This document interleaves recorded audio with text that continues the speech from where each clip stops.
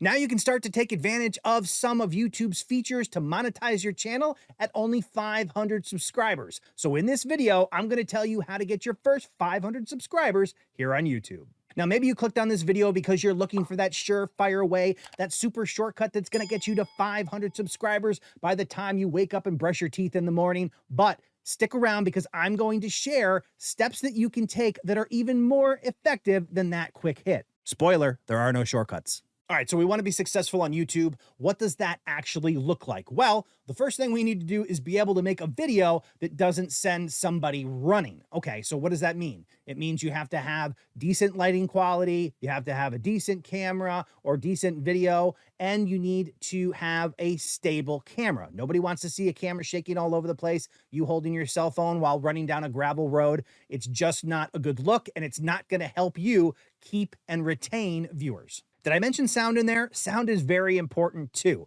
You can absolutely chase somebody away from the crispiest 4K video if your sound is trash. So we want to be aware of all these things and put out a decent quality video. That's step one. But how do we do that? Well, a lot of people think the way to do that is to turn to money, start buying equipment and all that. But the reality is, if you don't know what to do with that equipment, you're just throwing your money away. You need to have some basic understanding of how to record videos, what looks good, what sounds good, how to avoid some of the obstacles that impede on your lighting and your sound and your stability so that you can make quality content. If you're doing that on a budget, then you can take advantage of the phone you have in your pocket. Or maybe you're watching this video on your phone right now.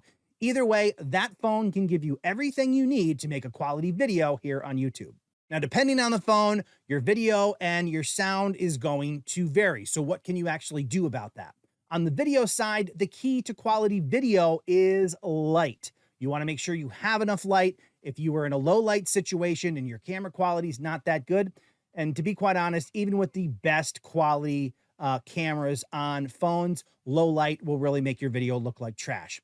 Even on the iPhone 14 in low light, they pretend like they do a great job, but it's really not the greatest quality. So you can avoid that by having adequate lighting. Now, how do you do that? The easiest way to have the best lighting is to take advantage of daylight. On a sunny day, you have more than enough lighting to take care of that video quality. Now, if you're indoors and you need to make a video, one of the best ways and easiest ways for you to take advantage of that natural light is to position an open window or a window without the curtains closed. Now, putting that camera in front of that natural light is really a great lesson to learn when you're making video in general. Have you ever been on a Zoom call or other conferencing call and somebody's sitting in the foreground and their face is really dark and you can barely make out their features and there's a big bright window behind them? That is what you don't want to do. By putting that big bright light behind the camera, the light is now coming towards the face and it's going to light up the face, which is exactly what you're looking for. If there's light behind the subject, it's always going to make the subject look darker.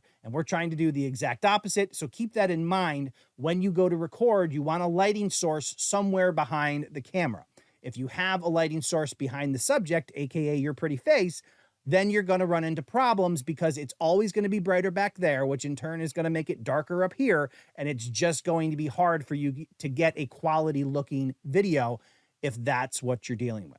Now, sound is what it is. Depending on the phone that you're using, you're going to be using the onboard microphone, and you just kind of have to work with the technology that you have in your hand. Now, how do you compensate for that if it's not the best quality microphone? Typically on the lower quality microphones, you're dealing with microphones that kind of pick up everything. They're not just going to pick up your voice, they're going to pick out all the extra sounds that are going on in your house, in your neighborhood, down the street, all of those things. So the best thing you can do is try to isolate yourself from as many of those sounds as possible. The barking dogs, the tractors, the planes flying overhead, somebody arguing in the other room, people banging pots and pans together. All these things come into play. And to be quite honest, it does get a little bit frustrating because I tell you what, as soon as you click record, there's sounds everywhere. But the more that you can remove those from your content, and if they do happen while you're recording, stop what you're doing, let them pass, and then continue recording. And on that note, when you are recording, don't stop your camera every time you're interrupted. This is digital video. You have plenty of space. Just click record. And if you have to stop for an interference or something that disturbs your video, just stop, wait for it to pass, and then continue on with whatever it is topic that you're talking about. When you go to edit and you have a single video clip, it's going to make it a lot easier because then you just chop it in front of the noise, you chop it after the noise, and then you pick up where you start again. So it just makes it easier for you to do the editing once you are done recording the video itself. Now, when you're dealing with your phone, it is very tempting to have that phone in your hand and be talking to it. We don't even realize how much we move, but it all shows up on video. And the last thing you want to do is to make somebody seasick when they're trying to consume your content. So get a small stand, lean it up against some books, put it somewhere that's not in your hand, and talk to the camera or interact with the camera without holding it as much as possible. If you are going to hold the camera, then you need to be conscious of making it stable. If you're just going like this, it's going to be hard. If you come out here and maybe hold your hand, do something like that, and really focus on trying to keep that camera as stable as possible, you're really going to see a difference in the output once that video is recorded. All right, so we beat video quality to death. How do you translate that into success on YouTube?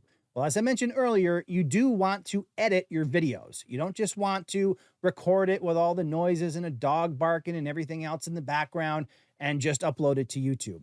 Edit your videos, take out the ums, take out the awkward pauses, take out the little brother who came running in and screamed in the back of your video, or whatever the case is, your kids, your dog, all those things can just be edited out. So definitely edit your videos. There's a bunch of free options. If you're on an iPhone, you can use something like iMovie, and there's some free video editors on Android as well. And now even Windows comes with an editor built in that gives you the basic ability to cut out sections that don't really help your video. So definitely edit your video. There's a bunch of different ways that you can do that. I will throw a link to a video on editing at the top of the screen so you can dig into that. I'll also put it in the description below if you want to look at some of these topics in more detail. And something that a lot of people don't actually do with their videos, watch them. After you've finished your video, watch it from beginning to end. If you can't sit through your own video, then why do you expect anybody else to? If you do a 20-minute video and half the time is dead silence or you don't know what to talk about, and then you just upload that, nobody's going to want to watch that. They're going to get to the first slow spot in that video and they're just going to, they're going to leave. That's going to send negative signals to YouTube, and nobody else is going to be given the opportunity to watch that video because the first people came in and said, yeah, this is not really entertaining. I'm going to move on. So keep that in mind. You definitely want to consume your own content. And if you see those spots, if you see those dead spots or those boring spots or the ones that really feel difficult for you to watch yourself work through, edit them. Take all of that out. You don't have to keep everything that you record. You want to keep that video moving forward and keep it as entertaining and as captivating as possible. If you recorded something and it doesn't work, take it out. Okay, so now we have a general idea of how to make a decent video and how to edit the videos, but what are you actually making videos about? Try to focus on a topic. Now, obviously you want to focus on a topic that has an audience, but there are people out there just like you. If you have a particular topic that you're interested in, you can make videos on that topic and find the other people out there who are also interested in that topic. YouTube is really good at finding those people and bringing them to you. So if you have something that you're interested in and you want to make content about it, start doing it, but stick with it. Focus your content on a particular topic starting out. It helps you in a lot of ways. It helps you to hone your skills on making that particular topic as interesting as possible. And then as your channel starts to grow, you do have some opportunity to kind of widen that. But the more focused you are on a niche, the easier it is to know what to make videos about, to successfully make videos that people are interested in and bring in people who want to see more of that type of content. What I'm about to talk about next is really one of the most significant ways that people fail on YouTube. Keep showing up. If you make one video and you leave, that's how you fail. But you will not fail if you keep showing up, if you come up with a schedule and you start making videos on that schedule. It's going to let you know how often you're going to make them, and it's going to keep you coming back to make content. Now, that said, you want to adhere to that schedule as much as possible, so make sure it's a schedule that you can actually live up to. Don't say you're going to make 6 videos a week and then do that maybe for the first week and then get burned out and never make a video again. If you can only commit to a video a week, then do that. If you can do 3 consistently for a week, try that. But it's important for you to try to be consistent. Those are the channels that continue on and get to 500 subscribers, 1,000, 10,000, 50, 100 is the ones that keep showing up. It's really that simple. Have basic skills, have a topic people are interested in, and keep showing up and you will grow. It is that simple. A lot of people fail at it because they just walk away before the magic happens. So don't let that be you. Keep showing up and you can absolutely grow a successful YouTube channel just using that basic information. Now, if you're on a schedule and you fail to meet it, don't give up. Don't use that as an excuse to say, oh, I screwed up. I can't make videos anymore. I've ruined my channel. That's not true. Get back on the horse as soon as you can and move forward with your schedule. There are going to be times when you just don't have it in you to make a video. Just don't let those breed more times of not making videos. Stick with it. Make the content. And if you happen to go a month without making content, get back in there and start making videos again. There is always time to grow on YouTube. There's an expression that gets thrown around in the creator world, and that is different is better than better. Yes, you can continue to hone your skills, make better videos, make better quality, but it's also helpful to stand out in some way. If you're doing the same exact videos that everybody else is doing and they have 50 choices to get that information in the same exact way, then 49 times they're going to pick somebody else that's not you. But if there's something that is unique about you, then share that. Use your own personality. You are unique, and let that show up in your videos so people have a reason to keep coming back because you add the thing that nobody else can add. Now, to this point, don't fake that interesting part about you because the last thing you want to do is have to make videos and videos pretending to be somebody that you're not. So be willing to share your personality, be the authentic you, and that'll make it much easier for you to turn on the camera and start making content. Now, you noticed in this entire video, I never mentioned getting a spreadsheet and tracking your subscribers and checking your subscriber account every day and going out and asking your friends to subscribe to your channel. And there's a reason for that. None of that works. In fact, it works against you if it does work. That's because it is focused on the wrong thing.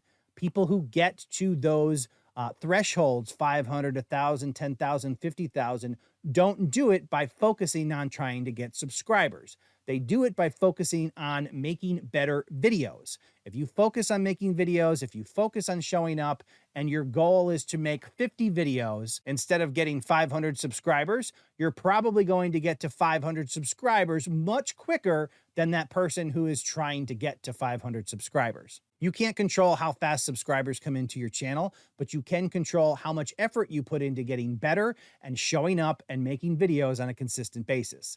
The more you do that, the more you will be rewarded with things like subscribers and watch time and all that stuff that helps a channel grow. That's the wonderful thing about growing here on YouTube. It's not complicated, but it's not easy either. You could absolutely be successful here on YouTube, but if you're struggling currently, you're not sure why your channel's not growing, let me know what you think the biggest problem is that you're facing as a up-and-coming YouTuber by letting me know in the comments below. I will do my best to share the information that can help you get over that hurdle and continue to grow here on YouTube. I hope you found this video helpful, and I will see you in the next video.